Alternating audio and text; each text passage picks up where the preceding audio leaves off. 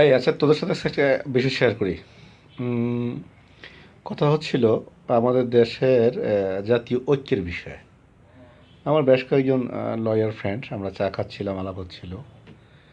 তো এখানে অনেকের অনেক কথা হলো, আমি আমার কথাটা আজকে তোদের শোনাই। সেটা হলো এরকম যে আমি বলতেছিলাম যে আহ, আমাদের শিক্ষা ব্যবস্থা,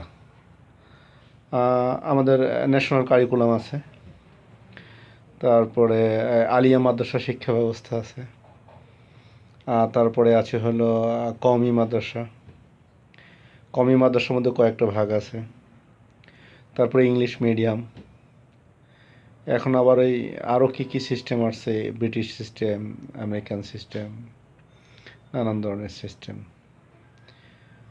যে যেটা পছন্দ করতেছে তার বাচ্চা কাচ্চা সেই লাইনে লেখাপড়া করতেছে। তো এখন এতগুলো মাধ্যমে লেখাপড়া করে যে বিল্ড আপ হবে, যে বেড়ে উঠবে, এরা কর্মক্ষেত্রে গিয়ে জাতীয় চিন্তা চেতনায় একটা ঐক্যবদ্ধ জাতি হিসাবে নিজেদেরকে প্রদর্শিত করতে পারবে বা নিজেদেরকে দাঁড় করাতে পারবে ঐক্যবদ্ধ জাতি হিসাবে, এটা আমি বিশ্বাস করি না। যখন এটা ওদের সামনে উপস্থাপন করলাম, ওরা অনেকে অনেক যুক্তি দিল, কিন্তু আমি ঠিক আসলে বুঝে উঠলাম না যে ওরা ঠিক বলল কি না।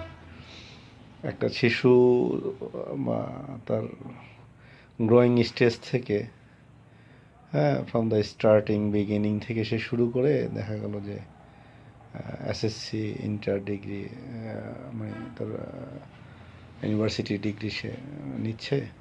এক একজন এক এক লাইন লেখাপড়া করতেছে।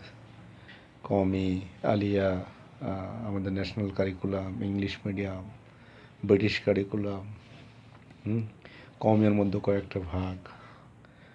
হ্যাঁ, তো এতগুলো ভাগে লেখাপড়া করে সেই জাতি ঐক্যবদ্ধ হবে, আই ডোন্ট বিলিভ ইট।